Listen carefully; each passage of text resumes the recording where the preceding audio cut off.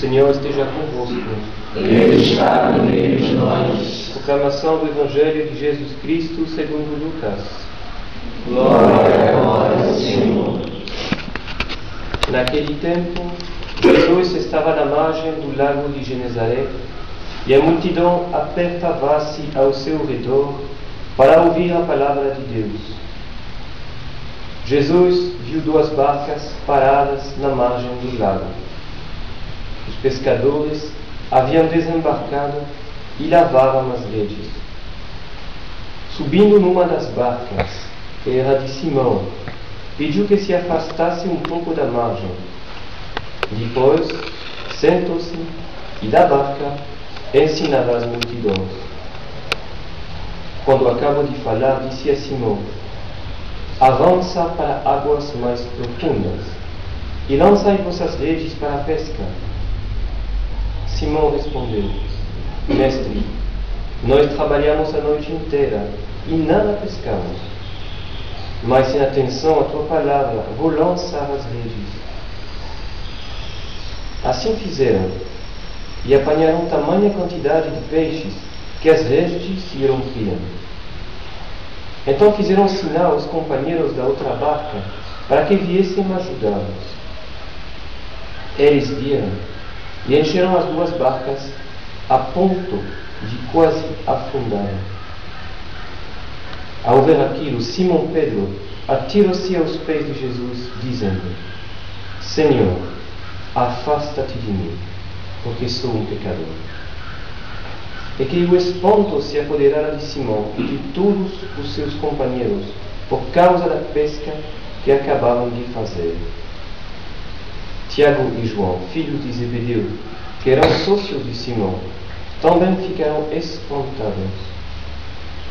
Jesus, porém, disse a Simão: não tenhas medo, de hoje em diante tu serás pescador de homens. Então levaram as barcas para a margem, deixaram tudo e seguiram Jesus.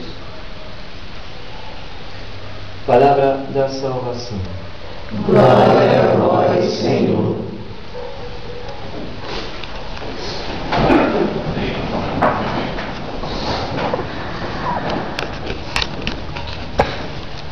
Então, esse Evangelho é muito rico, poderíamos falar horas e horas, mas como vocês têm compromissos, vamos nos limitar. Só uma coisa que chama a atenção e que é rico de ensinamento para nós que temos justamente no coração a missão. Vemos que Pedro tentou várias vezes, toda a noite ele tentou pescar algo. E ele vai conseguir